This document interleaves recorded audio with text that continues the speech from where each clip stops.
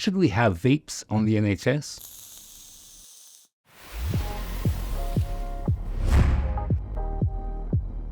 Hello, I'm Dr. Ian Pope. I'm an emergency medicine doctor at the North Norwich University Hospital, and I'm also a lecturer at the University of East Anglia. And I research smoking and how to help people to quit using e-cigarettes. Hi, Ian. It's really good to have you to answer some questions for me, because you've been involved in a really interesting study that we might come back to, which is the costed trial where you were giving out vapes in emergency departments. And that's kind of what I want to speak to you in the bigger picture. You can't really give out vapes on the NHS, right? That's really not true. Actually, we know that there are 570 million interactions with the NHS every year. And so most people in England will interact with the NHS about 10 times over the course of a year. And those who interact are more likely to be people who smoke, because people who smoke are more likely to be unwell. And we know that advice from health professionals does help people to quit. So every time, though, people have an opportunity to interact with the NHS, they have an opportunity to be supported to quit. However, we also know that the most effective way to support people to quit is using e-cigarettes. And therefore, providing e-cigarettes on the NHS probably gives us the best opportunity to help people to quit. Great. So the easy part of the job is persuading smokers to quit with a vape. The hard part of the job is persuading health professionals to recommend them. So tell us about the costed trial, what you found there. So the cessation of smoking trial in the emergency department was a randomized trial. So we recruited people in the emergency department, we recruited 1,000 people, and we randomized them, as if by chance, to either receive an intervention or control. The intervention was advice on how to quit smoking, and we gave them an e-cigarette and advice on how to use it. The control participants, we gave information about local stop smoking services. We then followed both groups up 1, 3, and 6 months later to find out if they quit. And we found out that 6 months after the intervention, almost a quarter of those who received the intervention, so received the e-cigarette, told us that they'd quit smoking, which was an amazing result. We found that those who received the intervention were almost twice as likely to quit compared to those who didn't. Wow. So we know that advice from a healthcare professional is effective, but advice, quite brief advice, because it was 15 minutes discussion. So yeah, that's right. Okay. Plus, an e-cigarette was twice as effective. I was at a conference a week or two ago, and somebody said, I buy the whole thing that e-cigarettes are effective, safe and effective for helping smokers to quit. So as soon as we have one licensed as a medicine, then we can recommend them. What would you say to doctors like that? So I'd say people are using e-cigarettes anyway. They're the most popular method of quitting smoking.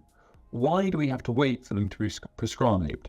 And why do we also need to limit ourselves? People can walk into the supermarket and buy an e-cigarette. We should be supporting them to do that. And we should be providing an e-cigarette because actually we don't want those who don't have the resources to go out and buy an e-cigarette themselves to be forced to carry on smoking. We want to give them the opportunity to quit using an e-cigarette. I get that. I was at another conference, because as you know, I spent a lot of time hanging around conferences, and this was a cardio rehab conference. And it seemed to me blindingly obvious that if a patient has got into cardio rehab and they're still smoking, just do anything to help them quit, including an e-cigarette, even though it's not necessarily going to be 100% safe. It's going to be, these are the most addicted smokers who are going to die pretty damn fast. But e-cigarettes aren't completely safe, and that's what a lot of physicians are worried about, isn't it? They are probably not perfectly safe, but in comparison to smoking, they are far, far, far safer. They're much less risky than smoking. And as you say, given you have people whose alternative is carrying on smoking, actually, I, as a doctor, would much rather they'd move from smoking to using an e-cigarette, because we know their risk of future disease and death is much reduced by them moving. And We also know that e-cigarettes are one of the most effective tools to help people to quit smoking. So although we could use nicotine replacement therapy, that's the standard treatment in the past, we now know that actually e-cigarettes are much more effective than nicotine replacement therapy. So e-cigarettes are more effective. You're telling me e-cigarettes are more effective than licensed medicines? Almost twice as much. So the evidence shows that people who use e-cigarettes to quit are about twice as likely to quit compared to those who are using nicotine replacement therapy, so using the current gold standard treatment. So my passion is listening to kind of experts be experts and talk about this stuff.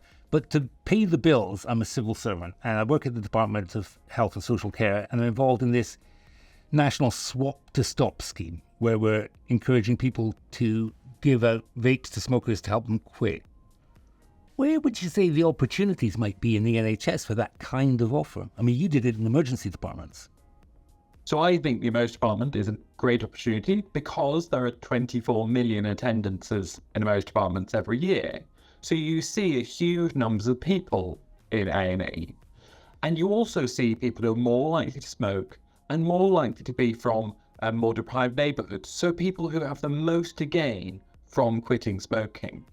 There are other opportunities. So general practice, obviously people go to see their GPs a lot. Actually, that's a great opportunity.